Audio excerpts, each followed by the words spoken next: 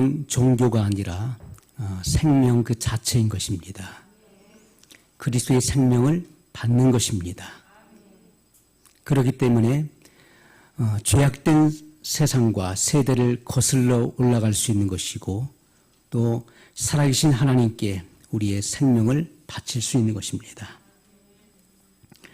오늘 우리가 읽은 본문의 말씀에 보면은 오순절 성령 강림에 대해서 분명히 증거하고 있는데 이것은 바로 예수님께서 약속하신 성령을 이미 약속하셨고 또 사도행전 1장 8절에 보면 사도와 같이 모이사 사도 그들에게 분부하셨습니다. 또 이 말씀 속에 오직 성령이 너희에게 임하시면 너희가 권능을 받고 예루살렘과 온 유대와 사마리아와 땅끝까지 이르러 내 증인이 되리라 하시니라 이렇게 말씀하셨던 것이죠. 그리고 그들이 보는 앞에서 하늘로 승천해 올라가셨습니다. 예수님께서 하나님 우편에 앉으셔서 아버지께로부터 성령을 받아서 120문도에게 성령을 부어주신 사건이 오늘 본문에 나와 있는 것입니다. 이것이 바로 성령 세례, 최초의 성령 충만으로 표현된 바로 성령의 역사를 분명히 담고 있는 것입니다. 그러므로 우리 개신교는 분명한 체험인 것입니다. 하나님의 생명을 체험하는 것이고 분명한 1차의 은혜, 바로 거듭남이죠. 2차의 성령의 성령 세례 은혜가 있다는 사실을 성경이 증거하고 있습니다. 오늘 우리가 성령 세례를 받은 증거가 무엇인가? 어떤 이들은 우리가 물과 성령으로 거듭나서 성령을 받은 것, 그래서 성령이 내주하시는 것을 성령 세례로 보는 견해가 있는 것이죠. 또 어떤 사람들은 방언을 말하는 것을 성령 세례의 그런 본질적 증거로 본다는 것입니다. 오순절 성령 세례가 임할 때도 그들이 방언을 말했지 않느냐. 그러므로 방언을 한다는 것은 곧 성령 세례의 증거다. 이렇게 주장하는 이들이 있는 것이죠. 그러나 성경은 방언을 하는 것이 성령 세례의 본질적 증거가 아니라는 것을 분명히 우리에게 명시하고 있는 것입니다.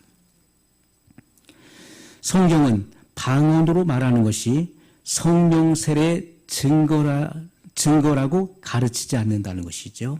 또 성경이 분명히 가르치는 것은 방언은 성령의 은사들 중에 하나라고 가르치고 있다는 것입니다. 우리가 고린도전서 12장 8절로 10절에 보면 9가지 은사가 열거되어 있는데 그 9가지 은사를 세 파트로 나누어서 구분해서 증거하고 있습니다. 그래서 먼저 나오는 은사가 지적인 능력에 관한 은사들을 열거하고 있어요. 그것은 지혜의 말씀과 지식의 말씀인 것입니다. 이것은 하나님의 말씀을 증거하는 것과 아주 밀접한 연관을 가지고 있는 것이죠. 그래서 먼저 지혜의 말씀, 지식의 말씀. 이 지혜의 말씀이라고 하는 것은 하나님의 말씀을 전달하는 그러한 능력을 의미하는 것이고 지식의 말씀은 사람의 그 속을 아는 것입니다. 그 생각을 아는 것입니다. 우리가 과거에는 투시의 은사라는 말을 많이 썼었죠. 이것이 바로 지식의 바로 말씀의 은사인 것입니다. 두 번째는 특별한 믿음의 능력에 관한 은사들을 열거하고 있습니다. 이것은 믿음의 은사, 병 고치는 은사, 능력 행함의 은사, 다른 말로 기적을 행하는 은사죠. 그리고 영들 분별함의 은사, 예언의 은사를 말하고 있는 것입니다. 세 번째는 언어에 관한 은사들인데 이것은 방언, 각종 방언 그리고 방언들 통역함의 은사를 우리에게 분명히 말씀하고 있습니다. 자, 그래서 우리가 먼저 성경은 방언을 말하지 않았어도 성령 충만했던 사람들의 예를 들고 있어요. 사도행전 4장 31절에 보면 빌기를 다하매 모인 곳이 진동하더니 무리가 다 성령이 충만하여 담대히 하나님 말씀을 전하니라. 이렇게 말씀하고 있습니다. 자, 많은 사람들이 그러한 믿음에 대해서 위협을 받고 신앙생활에 대해서 핍박을 받을 때 그들이 하나님께 기도했죠. 그들의 지금 현 상황을 하나님께 그대로 아뢰는 것입니다. 빌기를 다음에 모인 곳이 진동하더니 지진으로 말미암아 모인 곳이 진동했다는 것입니다. 우리가 사도행전 16장 26절에 보면 빌립보 감옥에 바울과 실라가 투옥되었죠. 그때 밤중쯤 되어 바울과 실라가 하나님께 기도하고 찬미하더니 큰 지진이 나서 옥터가 움직이게 됩니다. 그리고 문들이 다 열리고 죄수들의 착고가 다 풀어졌어요. 바울과 실라가 기도하고 찬미함에 기적이 일어난 것입니다. 그것처럼 초대교회 당시에 이러한 교회의 큰 핍박이 찾아왔을 때 그들이 하나님께 그 상황을 그대로 아뢰고 그 빌기를 다음에 모인 곳이 진동했다는 것이죠. 무리가 다 성령이 충만하여 담대히 하나님 말씀을 전하니라. 자, 이 말씀 속에 방언을 했다고 하는 그 어떤 그 내용이 기록되어 있지 않다는 것입니다. 또 우리가 사도행전 8장 15절로 17절의 말씀을 보게 되면 빌립의 전도를 통해서 사마리아 성에 복음이 전파되어지고 그곳에서 회심자들이 나오게 됩니다. 예수 그리스도를 믿음으로 구원받고 또 물로 세례를 받게 되죠. 그런데 아직 그들은 성령 세례를 받지 못한 상태였습니다. 자, 이와 같이 사마리아 성에도 복음이 전파되었다. 그곳에 예수님을 믿고 물로 세례를 받는 회심자들이 나왔다는 그 소식을 예루살렘 공회에서 듣고 베드로와 요한을 파송하게 됩니다. 그래서 그들이 그 회심한 자들에게 안수함에 그들이 성령을 받는지라. 베드로와 요한이 안수함에 성령을 받는지라. 이렇게 말씀하고 있어요. 방언을 했다고 하는 그 어떤 기록도 나와 있지 않습니다. 자, 그 외에도 다른 말씀들을 인용할 수도 있습니다. 자, 우리가 그 방언을 하지 않더라도 성령 받은 일들을 성경은 분명히 증거하고 있습니다. 그런데 우리가 사도행전에서 성령 세례를 받을 때 방언을 한 내용이 3번 기록되어 있습니다. 사도행전 2장의 오순절 바로 성령 세례 사건입니다. 오늘 본문의 말씀이죠. 이곳에 성령 세례가 임할 때 그들이 각종 방언을 말한 것이 기록되어 있어요. 또 사도행전 10장에 보면 고넬료의 가정에 사도 베드로가 예수님의 십자가와 이 부활의 이 증거, 이 복음을 증거할 때 듣는 무리 가운데 성령이 임하심으로 그들이 방언을 말했던 것이 기록되어 있습니다. 이것은 오순절 성령 사건 이후 적어도 3년 이상의 세월이 경과된 이후에 나타난 역사예요. 또 사도행전 19장 2절로 6절에는 에베소 제자들을 바울이 만났을 때 너희가 믿을 때 성령을 받았느냐? 그들이 말하기를 아니라 우리는 성령이 있음도 듣지 못하였노라. 우리는 성령 세례가 있음에 대해서 듣지 못했다. 어떻게 성령 세례를 받는지에 대해서 우리는 듣지 못했다. 그 말씀을 했던 것이죠. 바울이 그들에게 안수함에 성령이 그들에게 임하심으로 방언도 하고 예언도 하니. 여기서는 방언도 하고 예언도 했다고 말씀하고 있어요. 그래서 우리가 사도행전에서 성령 세례가 임할 때 방언한 사건은 3번 나오는 것입니다. 그런데 그 중에 사도행전 19장에서는 방언도 하고 예언도 했다고 말씀하고 있는 거예요. 예수님께서는 오직 성령이 너희에게 임하시면 너희가 권능을 받고 권능을 받는다. 능력의 입히움을 입게 되는 것입니다. 우리가 성령의 은사들을 가리켜서 성령의 나타남이라고 고린도전서에서는 기록하고 있는 것이죠. 성령의 은사들은 성령의 나타남으로 말씀하고 있어요. 이것은 성령의 권능이 나타나지는 것입니다. 그러므로 성령 세례를 받을 때 이 같은 그 은사들이 같이 복합적으로 임하는 경우를 우리가 볼 수가 있는 것이죠. 그래서 성령 세례를 받을 때 성령의 은사들이 함께 따른다는 것은 성경적인 것입니다. 그러나 우리가 방언을 말하는 것이 성령 세례의 본질적 증거는 될 수 없다는 것이죠. 자, 이 같은 예를 방언을 말했지만은 성령으로 충만하지 않았던 이들의 예를 성경은 분명히 들고 있기 때문에 그렇습니다. 우리가 고린도서를 보게 되면 고린도 교회 신자들은 방언을 말했어요. 하지만 그들은 바울이 성령의 감동으로 평가하기를 그들은 육신에 속한 자요 영적으로 어린 아이와 같은 그러한 특색을 가지고 있었던 교인들이었던 것을 보게 됩니다. 그러므로 그들에게 이런 단단한 식물을 먹지 못하는 너는 젖이나 먹는 어린아이의 신앙이라고 말했던 것입니다. 고린도전서 3장 1절로 3절의 말씀이 분명히 증거하고 있습니다. 형제들아, 내가 신령한 자들을 대함과 같이 너희에게 말할 수 없어서 육신에 속한 자 곧 그리스도 안에서 어린아이들을 대함과 같이 하노라. 내가 너희를 젖으로 먹이고 밥으로 아니하였노니 이는 너희가 감당치 못하였음이거니와 지금도 못하리라. 너희가 아직도 육신에 속한 자로다.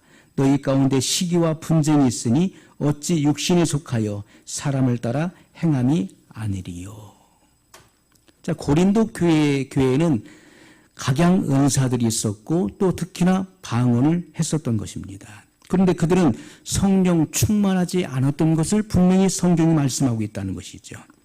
방언을 했지만은 육신에 속한 자요 영적으로 어린 아이라고 분명히 바울은 지적하고 있는 것입니다. 그러므로 방언을 하는 것이 성령 세례 또 성령 충만의 증거라고는 말할 수 없다는 것입니다. 고린도전서 14장 2절 말씀을 보면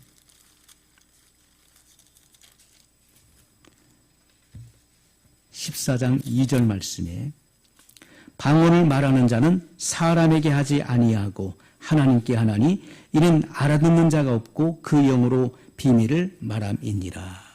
자, 우리가 사도행전 2장 그리고 10장 그리고 19장에 나오는 이 방언들, 이 방언은 각국 언어였음을 성경이 분명히 말씀하고 있습니다. 각국 언어를 구사했다는 거예요. 특히나 사도행전 2장에서 말씀하고 있는 이 각종 언어, 성령의 말하게 하심을 따라 각국 언어를 구사했던 것입니다. 그렇기 때문에 디아스포라 됐었던 세계 각국으로 흩어졌던 그런 유대인들이 거기서 제2세가 태어났죠. 그들은 두 가지 나라 말을 다 갖고 있었습니다. 본국 언어를 갖고 있었고 자국어를 갖고 있었고 또 그 외국에서 태어난 언어를 갖고 있었어요. 그들이 절기를 지키기 위해서 예루살렘에 왔다가 120문도가 하는 이런 자기들이 태어난 곳 외국어를 하는 것을 듣고 놀랬던 것입니다. 이 어찌미뇨, 이들은 갈릴리 사람들이 아니냐, 배움이 없는 외국어에 대해서는 전혀 알지 못하는 사람들이 어떻게 우리가 태어난 곳 방언으로 이 같은 하나님의 큰 일을 말하느냐, 이들은 세술에 취하였다, 이렇게 말했던 것입니다. 그러면 사도행전에 나와 있는 그 언어들은 각국 언어였습니다. 그런데 고린도서에서 말씀하고 있는 이 언어는 바로 신령한 언어인 것을 말씀하고 있습니다. 신령한 언어. 방언을 말하는 자는 사람에게 하지 아니하고 하나님께 하나니 이는 알아듣는 자가 없고, 알아듣는 자가 없다는 거예요. 우리가 사도행전 2장에서는 디아스포라 됐었던 유대인들이 알아들었어요. 자기들이 태어난 곳 방언으로 말하기 때문에 알아들었습니다. 그런데 고린도서에 나오는 이 방언은 그 영의 비밀을 말하는 것이기 때문에 알아들을 수 없다는 게, 통역의 은사를 받게 되는 알아들을 수가 없다는 것입니다. 이는 알아듣는 자가 없고 그 영으로 비밀을 말함이니라. 비밀을 말함이라. 4절, 방언을 말하는 자는 자기의 덕을 세우고 예언하는 자는 그의 덕을 세우나니. 방언으로 말하는 사람은 자기 자신의 덕을 세운다. 원문에는 그렇게 나와 있습니다. 방언으로 말한다. 이 방언은 신령한 언어를 의미하는 것입니다. 자기 자신의 덕을 세운다는 것은 바로 영적으로 자기를 성장하게 한다는 것입니다. 방언을 하는 것은 영적으로 자기를 성장시키는 거예요. 또 자기 자신의 믿음을 강하게 한다는 것입니다. 그 원문의 뜻이 그렇습니다. 자기 자신의 믿음을 강하게 한다. 그래서 방언이 필요한 것이죠. 또 5절 말씀에 보면 나는 너희가 다 방언 말하기를 원하나 특별히 예언하기를 원하노라. 방언을 말하는 자가 만일 교회의 덕을 세우기 위하여 통역하지 아니하면 예언하는 자만 못하니라. 자, 바울이 성령의 감동으로 고린도 교인들에게 뭘 증거했습니까? 나는 너희가 다 방언 말하기를 원한다. 이렇게 말씀하고 있는 것이죠. 자, 이 방언의 방법에 대해서 14장 14절 15절에 말씀하고 있습니다. 내가 만일 방언으로 기도하면 나의 영이 기도하거니와 나의 마음은 열매를 맺히지 못하리라. 그러면 어떻게 할꼬? 내가 영으로 기도하고 또 마음으로 기도하며 내가 영으로 찬미하고 또 마음으로 찬미하리라. 여러분, 방언을 말할 때 뭐가 기도하는 것입니까? 영이 기도한다는 거예요. 방언은 영을 움직이는 것입니다. 방언으로 기도하면 나의 영이 기도한다, 이렇게 말씀하고 있어요. 우리가 영은 바로 하나님과 교통하는 기관입니다. 사람은 영은 육의 전인적인 합체인 것입니다. 전인적인 존재예요. 그래서 방언을 말하는 것은 바로 영이 기도하는 것을 의미하는 것인데, 나의 마음은 열매를 맺지 못하리라. 이 마음의 영역은 영이 하는 것을 깊이 있게 감지할 수 없다는 거예요. 거기까지, 그 영의 영역까지는 도달하지 못하는 것입니다. 자, 여기서 말하는 이 마음은 바로 마인드를 의미하는 것입니다. 이 생각의 영역을 의미하는 것인데, 이 생각의 이 영역은 그 영의 영역에 도달하지 못하는 거예요. 그렇기 때문에 마음은 열매를 맺히지 못한다. 그러면 어떻게 할꼬? 내가 영으로 기도하고 또 마음으로 기도하며. 그러면 우리가 기도할 때 방언으로 기도할 뿐만 아니라, 방언으로만 계속 기도하는 것이 아니라 방언으로 기도하고 또 우리의 생각에 담고 있는 이것을 우리의 언어로 고백해야 된다는 것입니다. 내가 영으로 찬미하고, 이 방언으로도 우리가 찬미할 수 있는 것이죠. 또 마음으로 찬미하리라. 우리의 생각 속에 머물러 있는 이 찬미를 우리의 언어로 구사해서 고백해야 된다는 거예요.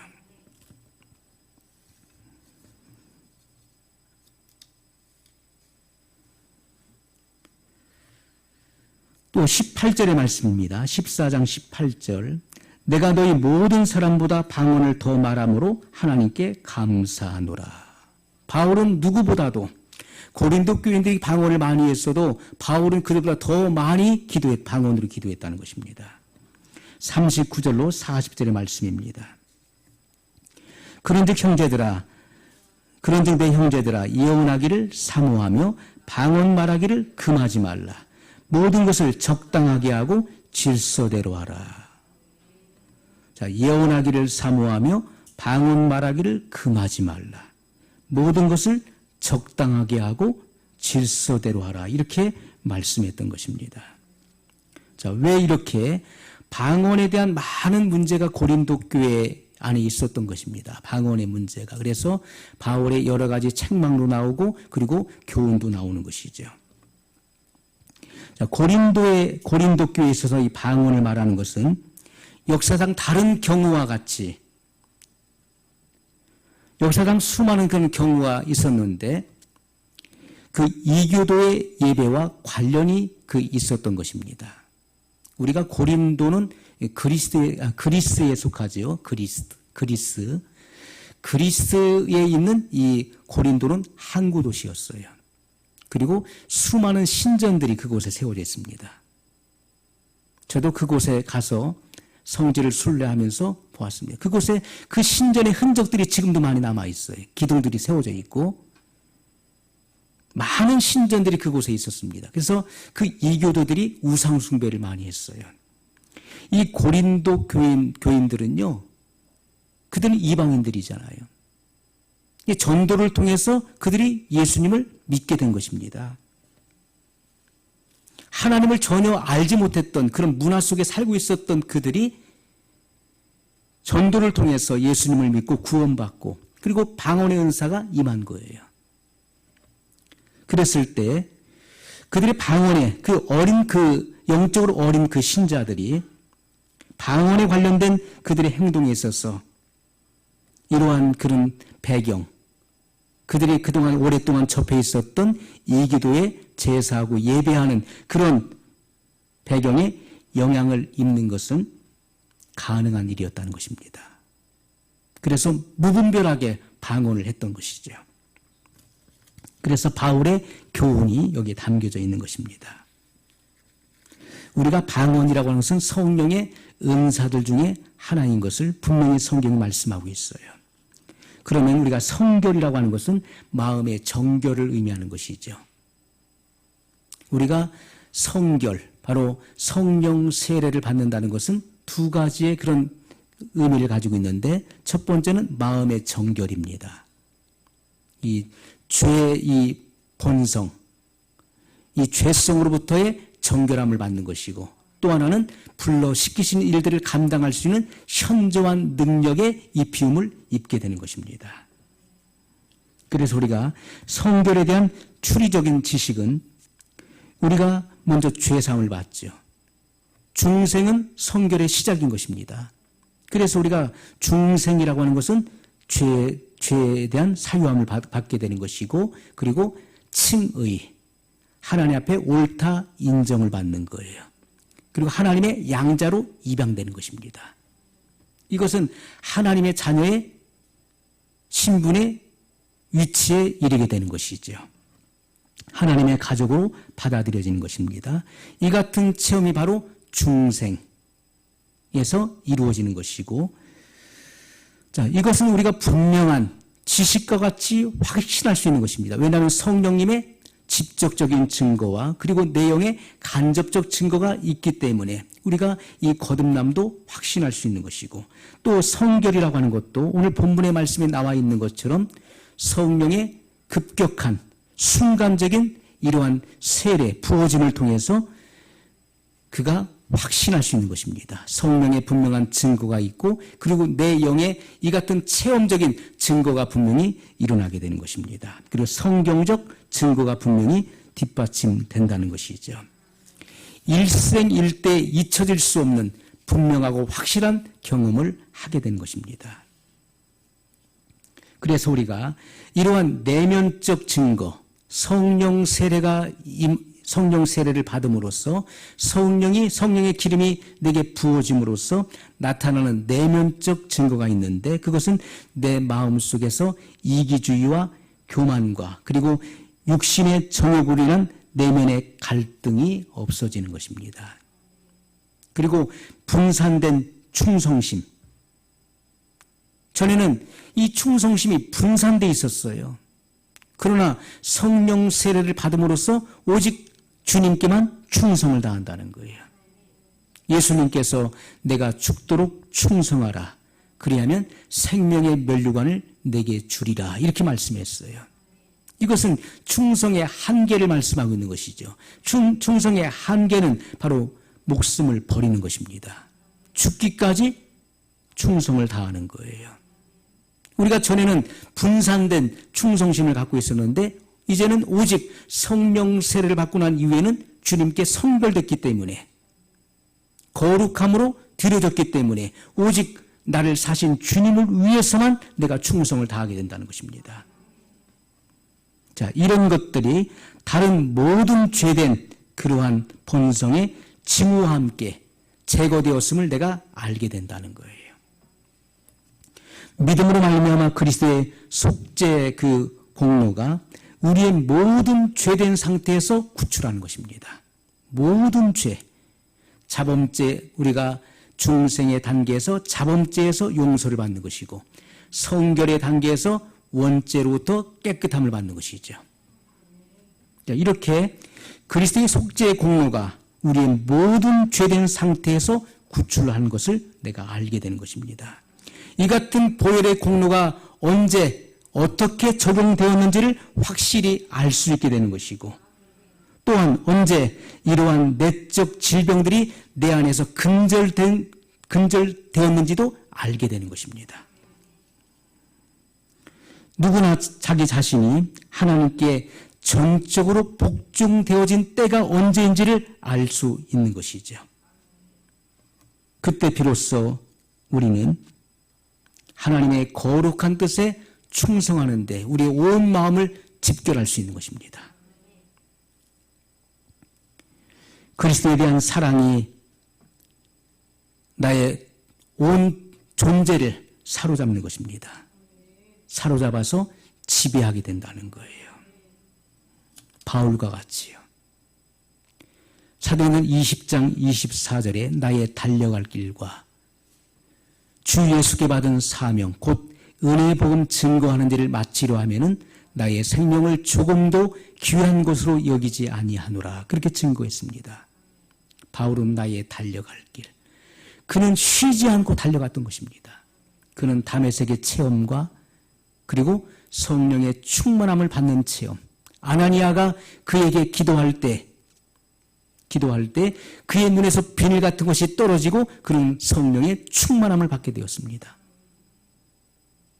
그는 3층천에 다녀오는 그런 체험을 하였고 그리고 낙원에 이르러서 사람으로서는 가히 이르지 못할 그런 비밀한 계시를 받고 돌아온 것입니다.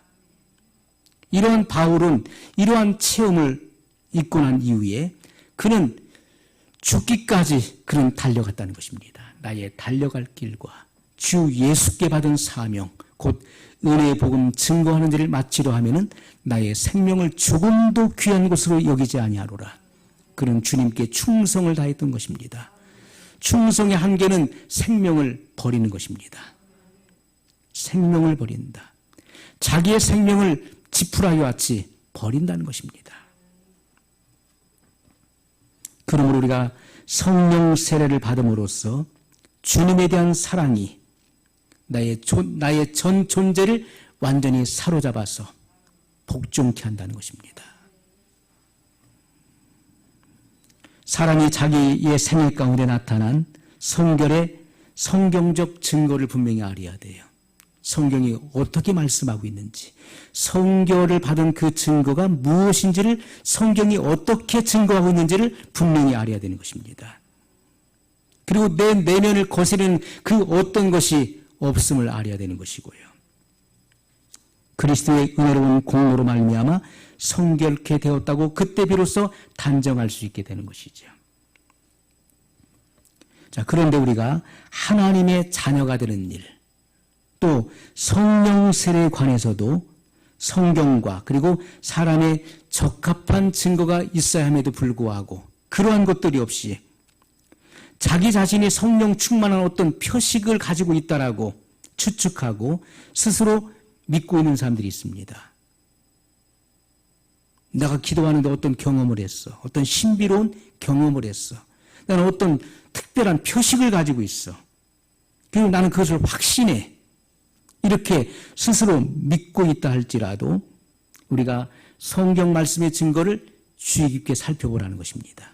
성경이 무엇을 증거하고 있는지, 성결에 대한 확실한 증거, 성령세를 받은 증거가 무엇인지를 정확히 살펴보라는 거예요.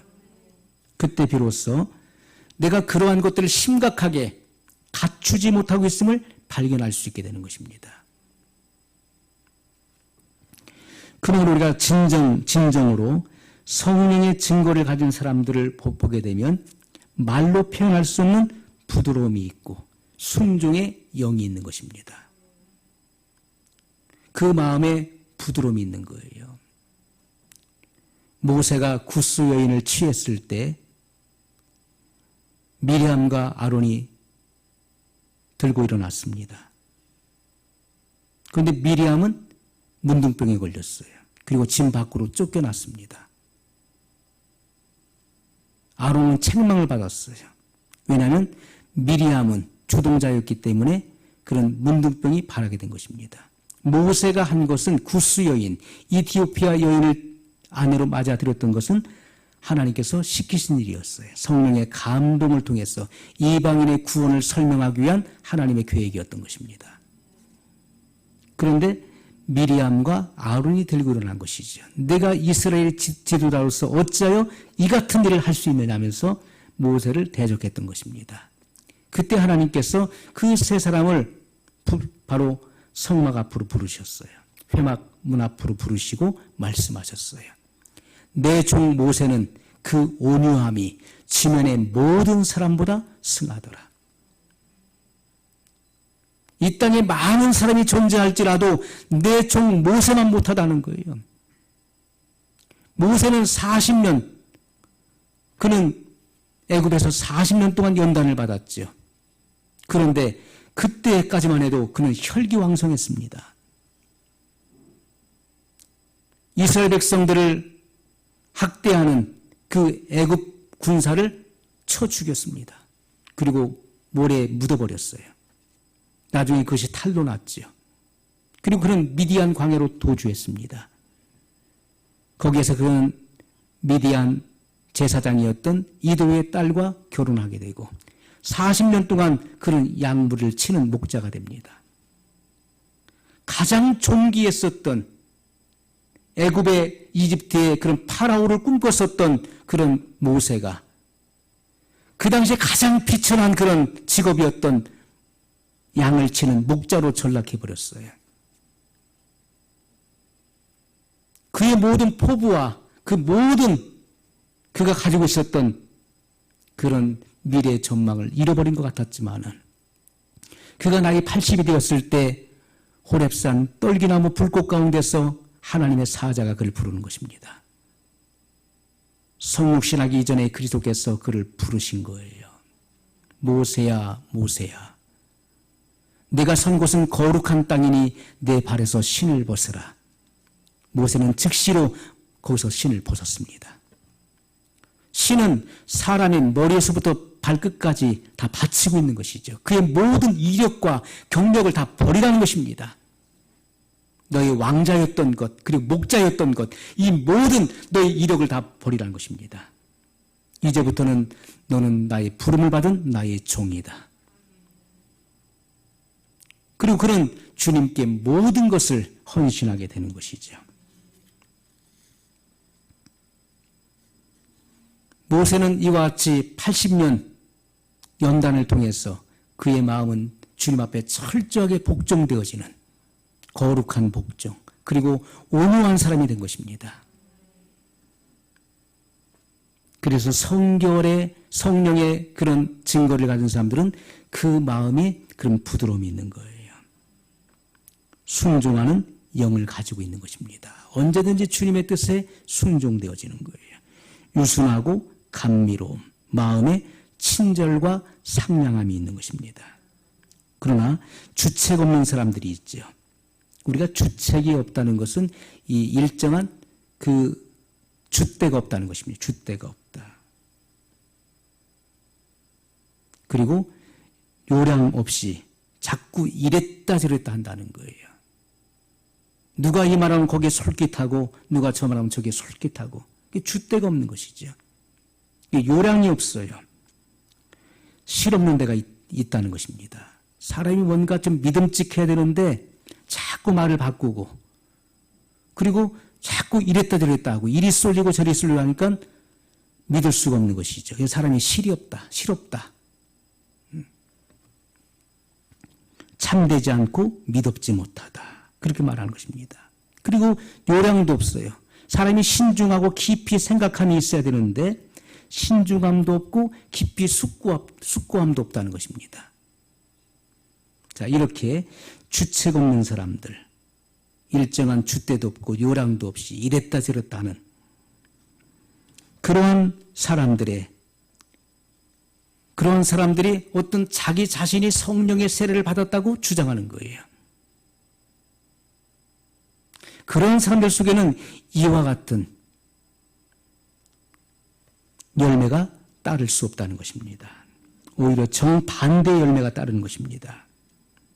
이러한 사람들은요, 자기가 하나님의 총애를 받고 있다고 생각하면 생각할수록 더욱 교만해지고 자고해지는 것이 특징입니다. 나는 특별한 사람이 하나님 앞에 특별한 총애를 받고 있어. 총애를 받으면 점점 더 낮아짐이 있고 겸손해져야 되는데, 그런데 자기가 하나님의 총애를 받고 있다고 생각하면 생각할수록 더욱더 교만해지고 자고해진다는 거예요. 그리고 모든 현실이 거만하고 주제넘게 행동하게 되는 것입니다. 자기의 분수에 맞지 않고 지나쳐 건방지다는 것이죠. 자기가 뭔가 다 된 것처럼, 자기 위에는 아무도 없는 것처럼 그렇게 말하고 행동한다는 것입니다. 주제넘는다는 것이죠. 자기가 가지고 있는 어떤 생각이, 자기가 상상하는 그 증거가 강력할수록 주변 사람들에게 자기 자신을 뽐내게 되는 것입니다. 이래서 내가 이런 사람이야. 어떠한 책망도 받지 못하면 못할수록, 어떤 책망, 누구도 책망을 못 해주는 거예요. 누구도. 책망을 거부하기 때문에. 책망을 받지 않으면 받지 않을수록 자기에 대한 반대에 대해서는 더욱더 참지 못하는 것입니다. 그래서 말세에는요, 사람들이 바른 교훈을 받지 않는다, 이렇게 말씀하고, 말세의 특징이 그것입니다. 바른 교훈을 받지 않는다. 어떠한 책망과 견책도 받으려고 하지 않습니다. 우리가 견책을 받는다 했을 때 우리가 어떤 잘못된 일에 대해서 꾸지람을 듣고 그리고 나무람을 받는 것이죠. 그걸 견책이라고 하는데, 그 어떤 것도 거부해버리는 거예요. 그것이 마지막 시대의 양상인 것입니다. 어떤 책망도 듣기 싫어하는 거예요. 나에 대해서 싫은 소리 하는 걸 아주 싫어하는 거예요. 모든 성경은 하나님의 감동으로 된 것으로 교훈과 책망과 바르게 함과 의로 교육하게 유익하니, 이렇게 말씀하고 있는 것입니다. 우리는 성경 말씀을 통해서 견책을 받아야 되는 것이고, 성경 말씀을 통해 마땅히 우리는 잘못한 것에 대해 지적을 받고 책망을 받아 돌아서야 되는 것입니다. 하나님의 말씀으로 돌아와야 되는 거예요. 그런데 마지막 시대 사람들은 자기를 꾸짖고 책망하는 것에 대해서 거스리는 것이고, 그 어떤 그런 것을 용납하지 않는다는 것입니다. 바른 교훈을 듣지 않는다. 오히려 자기 사육을 쫓을 스승을 많이 둔다라고 말씀하고 있어요. 내가 하는 말에 대해서 같이 맞장구 쳐주고, 그래, 맞아, 너 잘했어, 너는 훌륭해, 네가 최고야. 자기가 주장하는 것에 대해서 맞장구 쳐주는 사람들을 찾아다니고 쫓아다닌다는 것입니다. 나에 대해서 칭찬해주고 내가 옳다라고 하는 것을 인정해주는 사람을 찾아다닌다는 것입니다. 그것이 마지막 시대의 징조예요. 그러므로 그런 사람들은 한없이 높아지는 것입니다. 한없이 높아져요. 한없이 자고한 것이고, 그리고 자기의 분수를 모르고 그렇게 이리저리 뛰는 것입니다.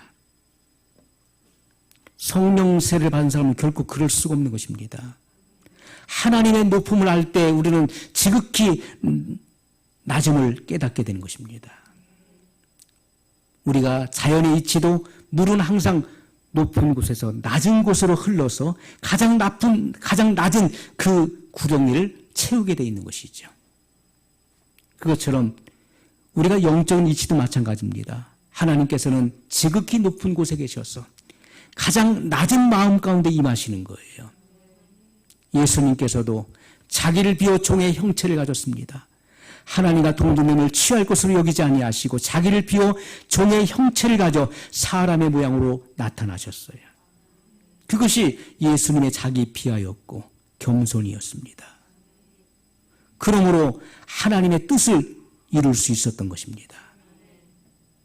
성령 세례를 받았다는 것, 성령의 충만함을 받았다는 것, 이것은 자기 자신이 완전히 비어진 상태를 의미하는 것이죠. 에베소 5장 18절에 보면 술 취하지 말라. 이는 방탕한 것이니 오직 성령의 충만을 받으라. 성령 충만이 무엇인지를 분명히 말씀하고 있어요.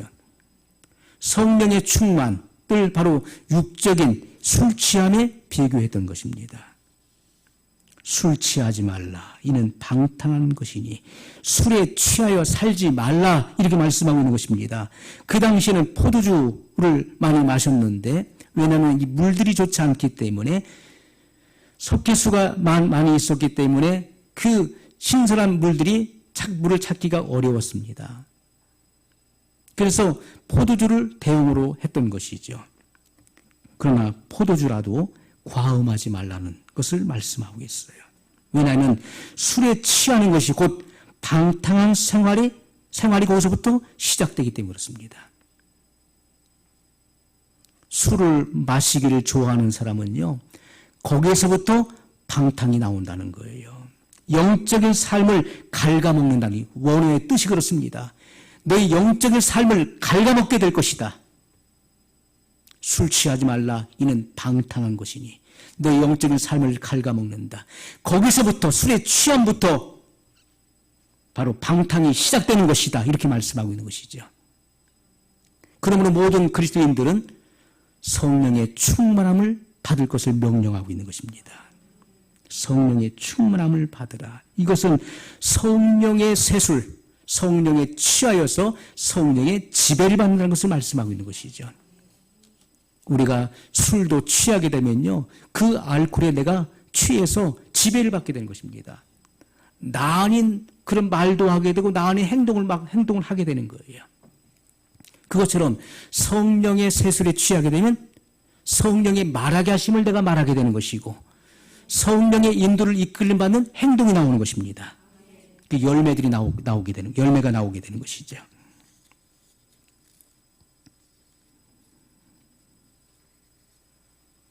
그래서 우리가 책망을 절대로 받으려고 그 책망을 뿌리쳐서는 안 되는 것입니다. 반드시 하나님 말씀을 통한 책망을 우리가 마땅히 받아야 될 것입니다.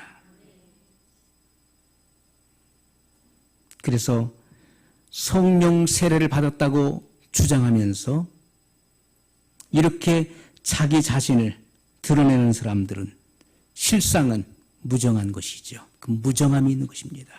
그리고 교만하고 혈기가 많고 그리스도를 본받는 그런 태도가 전혀 나오지 않는 것입니다. 이러한 사람들을 우리는 조심해야 될 것입니다. 우리의 신앙생활 속에서 항상 경계해야 된다는 거예요. 이제 우리가 하나님의 은혜로 말미암아 성결의 은혜를 받게 되면 우리 자신의 영에 그 뒷받침이 있는 것이죠. 우리 영의 증거가 있고 또 성령께서 밝히 증거해 주시는 것입니다. 성경적 증거뿐만 아니라 성령의 객관적 증거와 그리고 우리 영의 이런 주관적 증거가 반드시 일어나게 된다는 것입니다. 그러므로 이 같은 증거가 성령의 증거 그리고 우리 영의 증거 그리고 성경의 분명한 이 증거를 받기까지 자족하지 말라는 것입니다. 절대로 자족해서는 안 되는 거예요. 뭔가 내가 다 된 것처럼 충만한 것처럼 자족해서는 안 돼요. 그 같은 분명한 이 증거에 이런 뒷받침이 그것을 받쳐줄 때 그 뒷받침이 있을 때 비로소 그런 성령의 세례를 받은 것이고 그 같은 열매와 그 마음의 변화를 통해서 나타나지게 될 것입니다. 오늘 말씀을 기억하면서 우리 한 목소리로 같이 기도하겠습니다.